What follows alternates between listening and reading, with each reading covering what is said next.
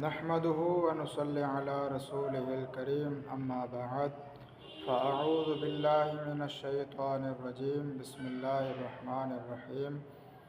تمام احباب درود پاک پڑھ لیجئے۔ اللہم صلی علی سیدنا و نبینا و مولانا محمد وعلی آلہ و اصحابہ وبارک وسلم۔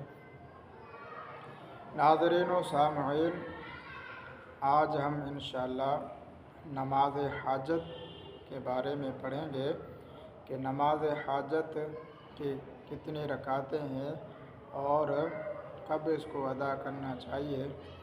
تو نماز حاجت اگر کسی شخص کی کوئی ایسی حاجت ہو جو کسی طرح بھی پوری نہ ہوتی ہو تو اسے چاہیے کہ وہ صاف عمدہ کپڑے پہن کر اچھی طرح وضو کرے اور حاجت کی نماز پڑھے۔ حاجت کی نماز کی 2 رکعت یا 4 رکعت پڑھی جاتی ہے۔ اس کا کوئی خاص وقت مقرر نہیں ہے، البتہ کوئی مکروہ وقت نہ ہو۔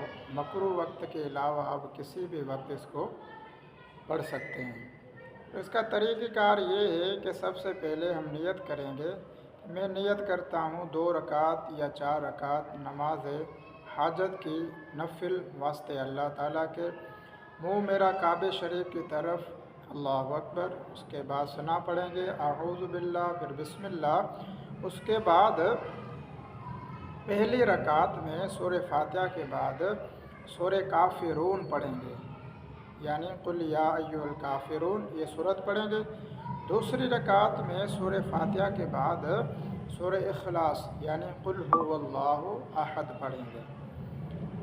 اگر یہ آپ کو یاد نہیں ہے تو قرآن مجید میں سے جو آپ کو یاد ہو وہ آپ پڑھ سکتے ہیں۔ پھر اسی طرح دوسری نمازوں کی طرح اس کو پورا کریں گے اور پھر دعا مانگیں گے۔ تو یہ اس کا طریقہ کار ہو گیا۔ اب احادیث مبارکہ میں نماز حاجت کی کیا فضیلت ہے۔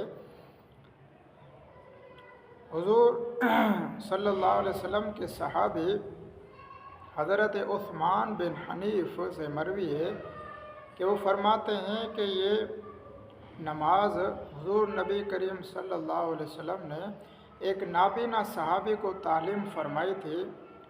جب انہوں نے یہ نماز پڑھی تو اس کی بینائی واپس آ گئی۔ سبحان اللہ، یہ کتنی فضیلتوں والی نماز ہے، نماز حاجت۔ تو اگر آپ کو کسی قسم کی کوئی پریشانی ہے یا کوئی بیماری ہے یا کوئی جائز حاجت ہے تو اسے چاہیے کہ وہ نماز حاجت پڑھے۔ اللہ تعالیٰ اس کے صدقے اس کی تمام پریشانیاں اور دکھ درد سارے دور کر دے گا۔ اللہ تعالیٰ ہمیں عمل کرنے کی توفیق عطا فرمائے۔ وآخر دعوانا ان الحمد للہ رب العالمین۔